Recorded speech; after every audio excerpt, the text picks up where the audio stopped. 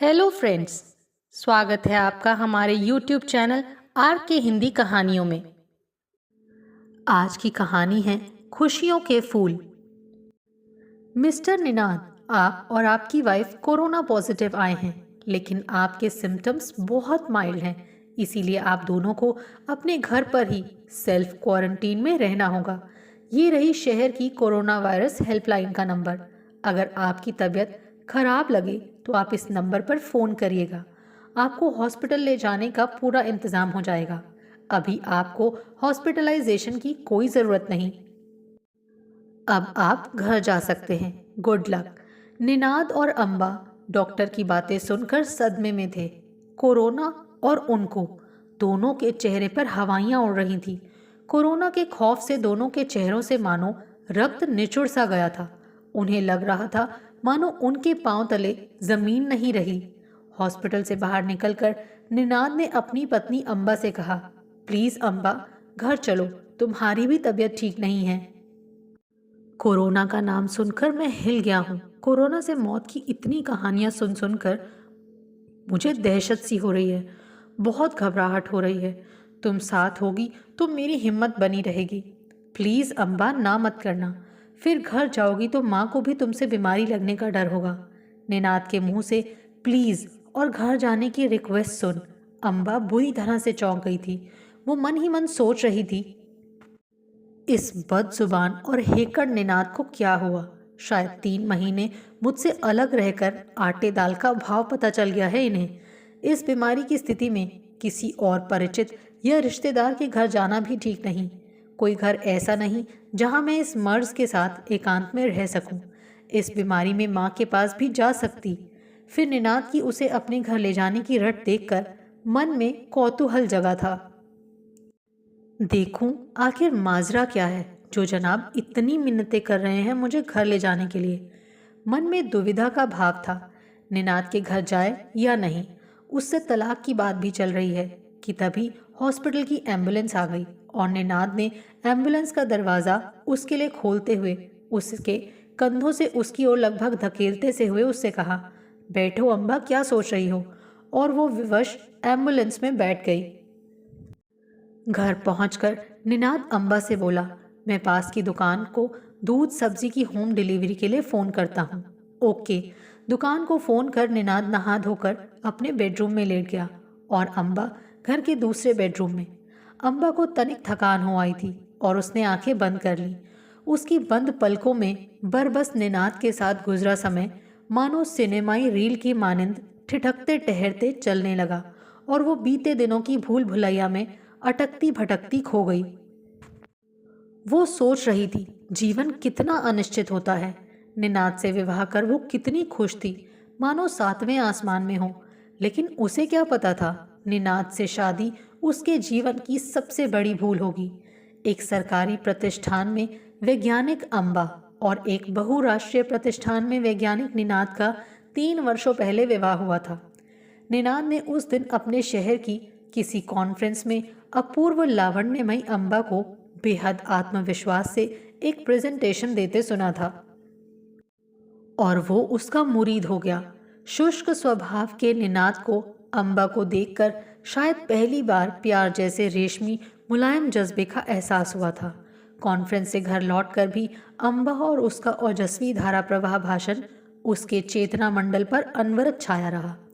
उसके कशिश भरे दीर्घ गंभीर सौंदर्य ने सीधे उसके हृदय पर दस्तक दी थी और उसके लिंक्डइन पर उसका प्रोफाइल ढूंढ उसके बारे में पूरी जानकारी प्राप्त की थी। उसके माता पिता की बहुत पहले मृत्यु हो चुकी थी, इसलिए उसने स्वयं उसे फ़ोन कर और फिर उससे मिलकर उसे विवाह का प्रस्ताव दिया था। अंबा की विवाह योग्य उम्र हो आई थी, सो मित्रों परिचितों से निनाद की नौकरी, घर परिवार और चाल चलन की तहकीकात कर उसने निनाद से विवाह करने की हामी भर दी। अंबा की मात्र माँ जीवित थी। वो बेहद गरीब परिवार से थी। पिता एक पोस्टमैन थे। उनकी मृत्यु तो उसके बचपन में ही हो गई थी, तो प्रतिष्ठित पदधारी निनाद का विवाह प्रस्ताव अंबा और उसकी माँ को बेहद पसंद आया। शुभ मुहूर्त में दोनों का परिणय संस्कार संपन्न हुआ। विवाह के उपरांत सुर्ख लाल जोड़े में सजी पायल छनकाती अम्बा निनाद के घर आ गई। लेकिन ये विवाह उसके जीवन में खुशियों के फूल कतई नहीं खिला सका। निनाद एक बेहद कठोर स्वभाव का कलह प्रिय इंसान था। बात बात पर कलेश करना मानो उसका जन्म सिद्ध अधिकार था। फूल सी कोमल तनवंगी अम्बा महीने भर में ही समझ गई कि ये विवाह करके उसने अपने जीवन की सबसे गुरुतर भूल की है। दिनों दिन पति के कलेश से उसका खिलती कली सा मासूम मन और सौंदर्य कुम्हलाने लगा। बात बात पर निनाद उसे अपने से कम हैसियत के परिवार का ताना देता। गाहे बगाहे वो माँ से मिलने जाती तो उससे लड़ता, मामूली बातों पर उससे उलझ पड़ता, बात बात पर उसे झिड़कता। अम्बा एक बेहद सुलझी हुई, समझदार और मैच्योर युवती थी। वो भरसक निनाद को अपनी ओर से कोई मौका नहीं देती कि वो क्रुद्ध हो, लेकिन दुष्ट निनाद किसी न किसी बात पर उससे रार कर ही बैठता। निनाद अम्बा के विवाह को 3 वर्ष बीत चले। पति के खुराफाती स्वभाव से त्रस्त अम्बा कभी कभी सोचती, पति से अलग होकर उसे इस यातना से मुक्ति मिल जाएगी। जिस दिन गले तक निनाद के दुर्व्यवहार से भर जाती, माँ से अपनी व्यथा कथा साझा करती, उससे अलग होने की मंशा जताती, लेकिन पुरातन पंथी माँ हर बार उसे धीरज रखने की सलाह देकर चुप कराकर वापस अपने घर भेज देती। एक दिन तो लेकिन हद ही हो गई। उस दिन अम्बा माँ के घर से लौटी ही थी कि रात के 8 बजे तक टेबल पर डिनर सर्व ना होने की फिजूल सी बात पर निनाद उस पर गुस्से से फट पड़ा। और उस दिन निनाद का बेवजह गुस्से से चीखना चिल्लाना सुनकर अम्बा का धैर्य जवाब दे गया। वो उल्टे पैरों वापस माँ के घर चली आई। बहुत सोच विचार कर माँ के यहाँ 1 माह रहने के बाद उसने निनाद को फ़ोन करके कहा, निनाद, अब मैं यहाँ माँ के साथ ही रहूँगी, तुम्हारे घर नहीं लौटूंगी, मुझे तुमसे तलाक चाहिए। अम्बा की ये बात सुनकर निनाद अतीव्र क्रोध से बिफर उठा। अम्बा की तलाक की मांग उसे अपने पौरुष पर प्रहार लगी। सो गुस्से से भड़कते हुए वो चिल्लाया, शौक से रहो माँ के साथ, मैं भी तुम्हारे बिना मरा नहीं जा रहा, जब चाहोगी तलाक मिल जाएगा। मन ही मन समझता था कि वो पत्नी के साथ ज्यादती कर रहा है, लेकिन अपने पुरुषोचित, अड़ियल और अहमवादी स्वभाव से मजबूर था। अम्बा तलाक की कार्यवाही शुरू करने के लिए एक अच्छे वकील की तलाश में जुट गई थी। अम्बा को माँ के यहाँ आए 3 माह हो चले थे। तभी अम्बा को एक अच्छी महिला वकील मिल गई थी और वो उससे मिलने ही वाली थी कि तभी उन्हीं दिनों लंदन में एक कॉन्फ्रेंस में दोनों को जाना पड़ा। कॉन्फ्रेंस अटेंड कर एक ही फ्लाइट से वो दोनों अपने देश लौटे ही थे कि लंदन में कोरोना के प्रकोप के चलते अपने शहर के एयरपोर्ट पर निनाद को हल्का बुखार निकला। फिर हॉस्पिटल में दोनों का कोरोना का टेस्ट हुआ और उसमें दोनों कोरोना पॉजिटिव निकले।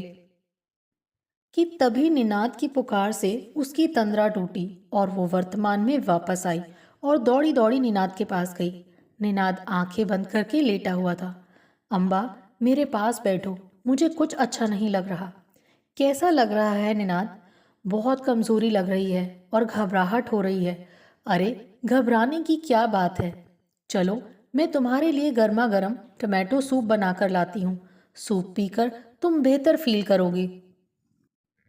ये कहकर अम्बा रसोई में जाकर 10 मिनट में सूप बनाकर ले आई। अम्बा, अब हम दोनों ठीक तो हो जाएंगे ना? हाँ हाँ, बिल्कुल ठीक हो जाएंगे। डॉक्टर ने कहा था ना, हम दोनों के ही सिम्टम्स बहुत माइल्ड हैं, डरने की कोई बात नहीं है।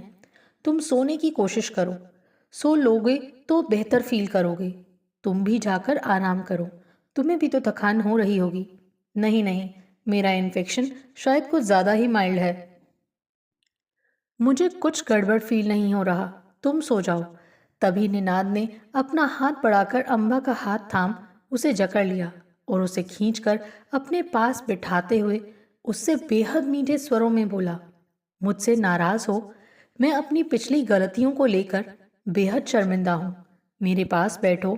तुम मुझसे दूर चली जाती हो तो मुझे लगता है कि मेरी जिंदगी मुझसे दूर चली गई।